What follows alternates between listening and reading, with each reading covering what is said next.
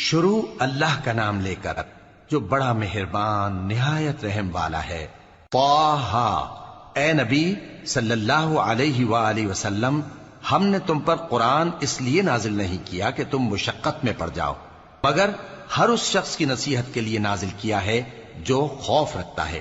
یہ اس ذات کا اتارا ہوا ہے جس نے زمین اور اونچے اونچے آسمان بنائے، یعنی رحمان، جو عرش پر جلوہ افروز ہوا۔ جو کچھ آسمانوں میں ہے اور جو کچھ زمین میں ہے اور جو کچھ ان دونوں کے بیچ میں ہے اور جو کچھ مٹی کے نیچے ہے، سب اسی کا ہے۔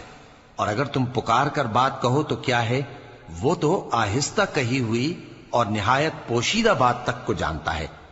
اللہ وہ معبود برحق ہے کہ اس کے سوا کوئی معبود نہیں ہے، اس کے سب نام اچھے ہیں۔ اور کیا تمہیں موسیٰ کے حال کی خبر ملی ہے؟ جب انہوں نے آگ دیکھی تو اپنے گھر والوں سے کہا کہ تم یہاں ٹھہرو، میں نے آگ دیکھی ہے، میں وہاں جاتا ہوں، شاید اس میں سے میں تمہارے پاس انگارہ لاؤں یا آگ کے مقام سے اپنا رستہ معلوم کر سکوں۔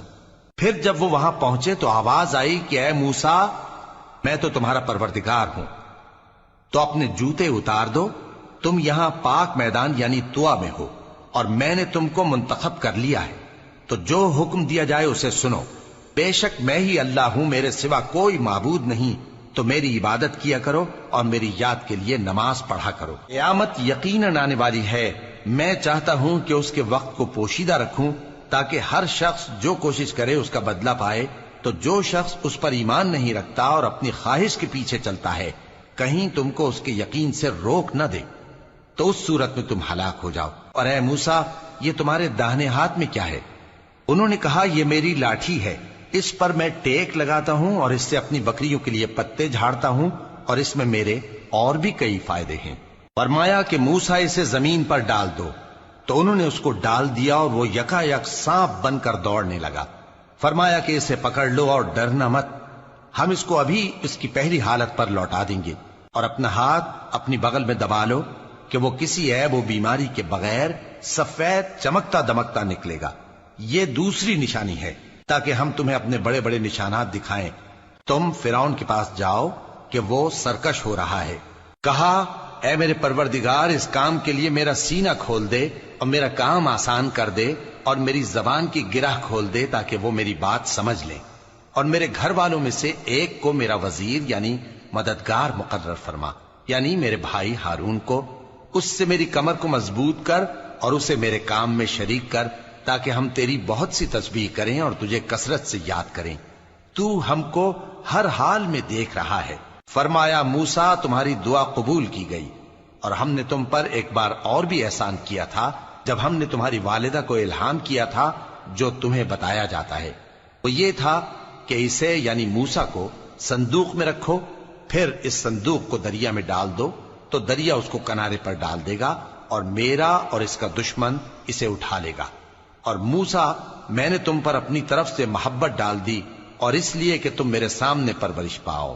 جب تمہاری بہن وہاں فرعون کے ہاں گئی اور کہنے لگی کہ میں تمہیں اس کا پتہ دوں جو اس کو پالے پوسے، تو اس طریق سے ہم نے تم کو تمہاری ماں کے پاس پہنچا دیا تاکہ ان کی آنکھیں ٹھنڈی ہوں اور وہ رنج نہ کریں۔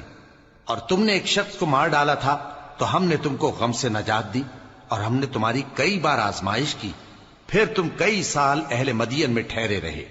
پھر اے موسیٰ، تم ایک اندازے پر آ پہنچے اور میں نے تم کو اپنے کام کے لیے بنایا ہے، تو تم اور تمہارا بھائی دونوں ہماری نشانیاں لے کر جاؤ اور میری یاد میں سستی نہ کرنا۔